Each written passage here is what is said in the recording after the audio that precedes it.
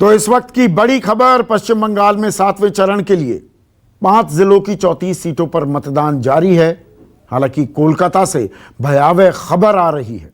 कुल मिलाकर पूरे पश्चिम बंगाल में लगभग 16,000 नए मामले सामने आए हैं। यकायक वहां पर संक्रमण बढ़ता दिखाई दे रहा है और इसकी आशंका जाहिर की जा रही थी। जिस तरह से वहां पर चुनाव हो रहा था, रैलियों में लोगों का हुजूम था, पर सबसे बड़ी दिक्कत कोलकाता से आती दिख रही है। वहां जितनी टेस्टिंग हुई है, हर 2 में से 1 आदमी कोरोना पॉजिटिव निकल रहा है। वहां की 4 सीटों पर भी आज मतदान हो रहा है। पूरे देश में 3.5 लाख का आंकड़ा पार कर गया है संक्रमण। 24 घंटों में 3,52,000 मामले सामने आए हैं।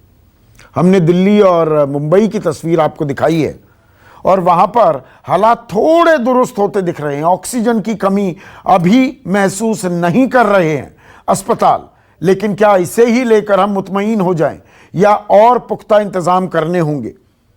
भोपाल में मेरे सहयोगी राकेश चतुर्वेदी मौजूद हैं। राकेश, बड़े शहरों की तस्वीर तो दिखा रहे हैं हम, थोड़ा ढाढ़स बनता दिख रहा है, लेकिन गांव देहात में भी, ग्रामीण इलाकों में, भोपाल में हमने देखा था किस तरह से लंबी कतारें लग गई थी। अंतिम संस्कार के लिए भी वेटिंग था। तो जिन चीजों को हम बहुत अंडर रिपोर्ट कर रहे हैं, असल भारत की तस्वीर, वहां की तस्वीर क्या बता रही है, क्या बयां कर रही है?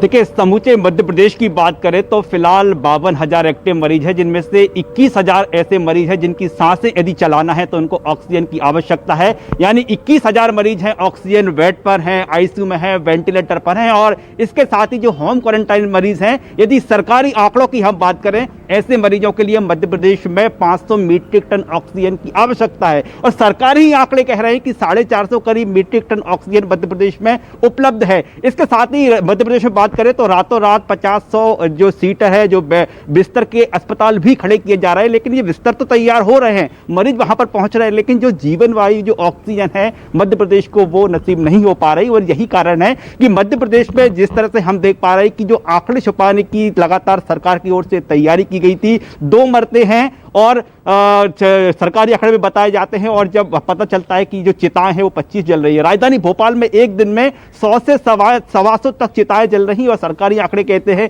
कि जब मौत हुई है मध्य प्रदेश की राजधानी भोपाल में, वो 5 से 10 हुई हैं। यदि इन सरकारी आंकड़ों की भी बात कर ली जाए तो महज अप्रैल के महीने में, यानी आज 25 तारीख है, और 25 दिन में 1221 मरीज है दम तोड़ चुके हैं। ये सरकारी आंकड़े हैं। लेकिन यदि हम चिताओं की बात कर लें तो राजधानी भोपाल के साथ ग्रामीण क्षेत्रों में जो चिताएं जली हैं वो हजारों की संख्या में जली हैं। ये मध्य प्रदेश के हालात हैं। यानी मध्य प्रदेश को सबसे अधिक आवश्यकता है, आवश्यकता इस बात को लेकर है कि ऑक्सीजन बेड्स चाहिए, ऑक्सीजन चाहिए मध्य प्रदेश में, और ये ऑक्सीजन नहीं मिल पा रही है। हालांकि सरकार की ओर से बात करें, प्रयास जरूर किए गए हैं, और पिछले 15 दिन में 200 मीट्रिक टन अधिक ऑक्सीजन की मध्य प्रदेश में आपूर्ति हुई है। ये सरकारी प्रयास हैं। लेकिन जो डिमांड है, जो मरीजों की संख्या बढ़ी है, एक्टिव केस बढ़े हैं, उस लिहाज से ये ऑक्सीजन अभी भी, प्राणवायु जो है अभी भी कम पड़ रही है। और खुद सरकार ने ये आकलन जारी किया है कि 30 अप्रैल यानी सिर्फ 5 दिन बाद मध्य प्रदेश को 600 मीट्रिक टन ऑक्सीजन की आवश्यकता पड़ेगी। ये आवश्यकता इसलिए पड़ेगी क्योंकि एक्टिव केस जो है लगातार बढ़ते जा रहे हैं। तमाम जो लॉकडाउन लागू किया गया है,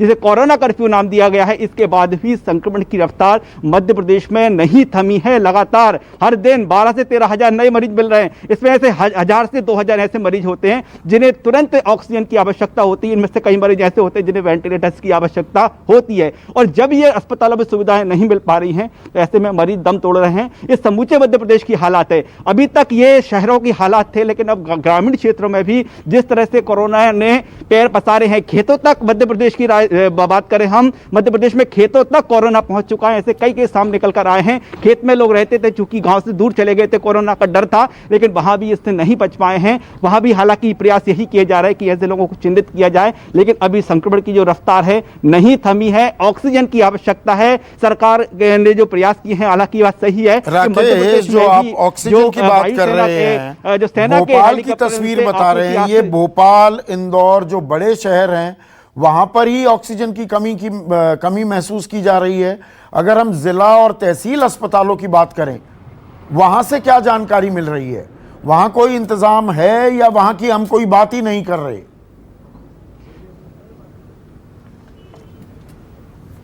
देखिए, ग्रामीण क्षेत्र और यदि हम तहसीलों की बात कर ले तो बड़े रोंगटे खड़े हो जाते हैं, क्योंकि हम जिस जगह मौजूद हैं ये भोपाल का ये भिलाई जो BHEL का ये प्लांट है, यहाँ से ऑक्सीजन सप्लाई होती है। और दूरांचल, हम आगर मालवा जिले की बात करें, हम छोटे तहसील की बात करें, तो वहाँ के लोग एक एक सिलेंडर लेकर यहाँ पर पहुँचते हैं और घंटों कतार में लगे रहते हैं, इसके बाद भी उनको ऑक्सीजन नसीब नहीं हो पाती। देखिए, ये जो BHEL है, यहाँ पर परमिशन यही है कि सिर्फ एम्बुलेंस यहाँ पर पहुँचेंगी, और हम देख पा रहे हैं कि वो भी लगातार कतार यहाँ पर लगी हुई है। लेकिन निजी वाहन भी यहाँ दिखाई दे रहे हैं, यानी जो अस्पतालों की ओर से कह दिया गया है कि अब अस्पतालों में ऑक्सीजन नहीं है, आपको व्यवस्था करना है, तो वो जो निजी वाहन हैं वो यहाँ पर खड़े दिखाई देते हैं। इसके साथ ही जो ग्रामीण क्षेत्रों की बात करें तो वहाँ पर तो अब सुनवाई करने वाला कोई नहीं बचा है। अधिकारी हैं वो जो जिले लेवल के अधिकारी हैं, उनके कॉल रिसीव करने में व्यस्त हैं।